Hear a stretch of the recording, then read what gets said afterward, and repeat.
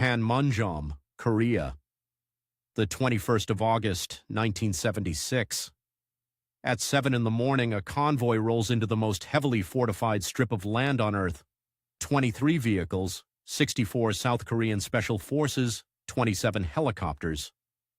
A flight of B-52 bombers, escorted by fighters, orbiting overhead. An aircraft carrier repositioned off the coast. Their objective is a tree. 3 days earlier, 2 American officers had been killed with axes for trying to trim it. The tree was a poplar about 40 feet tall, standing inside the joint security area. That is the one place in the demilitarized zone where soldiers from both sides moved freely in the same space, unseparated.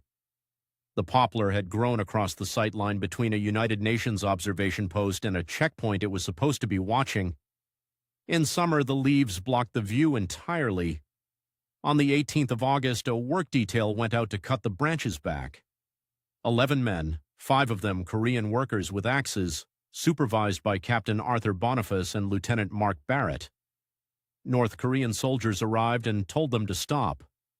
The officer in charge said the tree had been planted by Kim Il-sung personally and was not to be touched.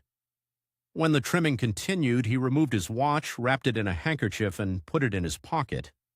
Then he said, in Korean, "Kill them." The North Koreans took the axes off the work detail and used them. Bonifas and Barrett were both killed. What the United Nations command decided to do about it was not retaliate. It was to go back and finish the job.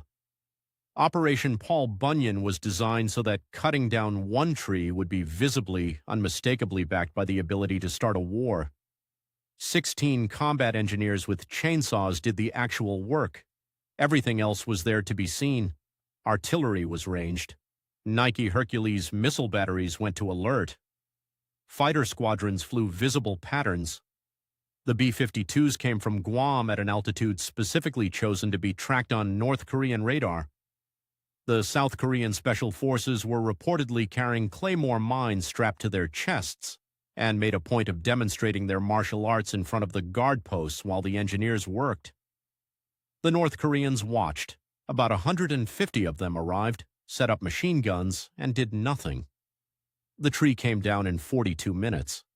Afterwards, Kim Il-sung issued a statement calling the killings regrettable. For that government at that time, it was as close to an apology as the record contains. The stump was left standing. It is still there with a monument beside it, in a place where the two sides no longer walk in the same space at all. The world's largest gardening operation had worked exactly as intended.